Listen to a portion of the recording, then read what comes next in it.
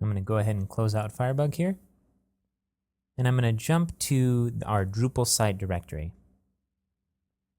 I'm going to scroll down here. Now you see I have a couple of folders expanded. I have our sites all themes folder here with our bat theme. And then I have the core themes folder here that includes the core themes as well. And I have Bartik expanded. Now what we're looking at in this section is how to override the page.tpl.php file in order to change the structure of our page. The best way to do this is by copying an existing page.tpl.php file and then altering that inside of your theme.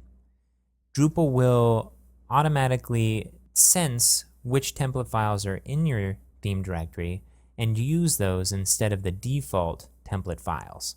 So we don't have to worry about specifying those anywhere. But what we do need to worry about is the content of that page.tpl.php file. Now we could go to a theme like Bartik and open up its templates folder and copy the page.tpl.php file and put that in our directory.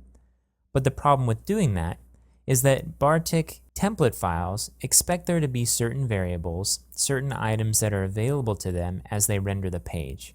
Now, we probably don't have all of those specified in our directory since we're using, for the most part, just what Drupal core allows us to use. So it would make more sense to take the page.tpl.php file that's inside of Drupal core and begin to alter that instead. The core page.tpl.php file is actually found in the system module inside of core Drupal. So I'm going to go ahead and expand the modules directory inside of the base Drupal site, and I'm going to scroll down to system. It's expanded already, and inside of here we have a lot of the default CSS and template files that are being used by Drupal core and that you would see used in the Stark theme, for example, if you enabled that. Now here we have a page.tpl.php file right here, and this is the one that's currently being used. If you wanted to test this, you could open up this file and add some text at the top.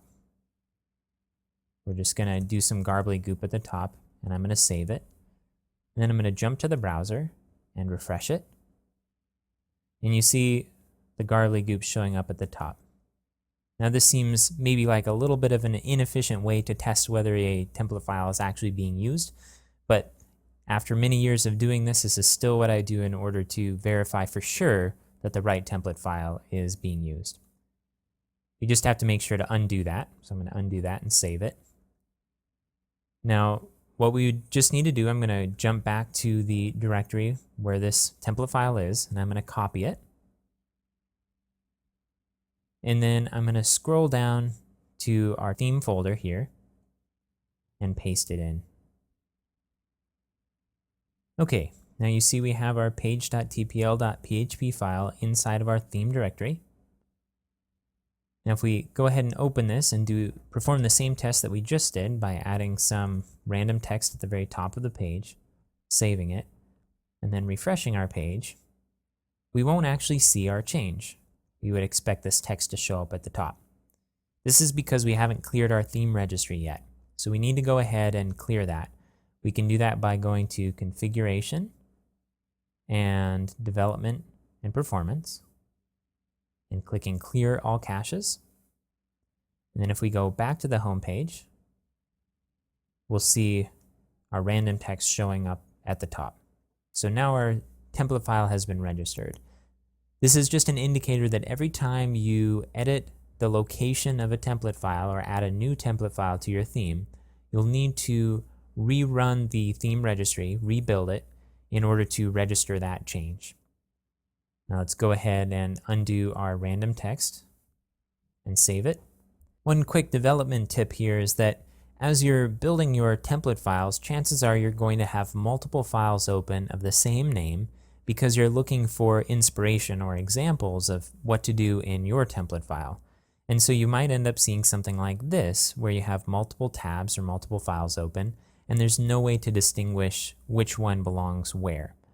Now in Komodo, this is the editor that I use, at the very top you see the location of of this specific file, so you can use that as a reference.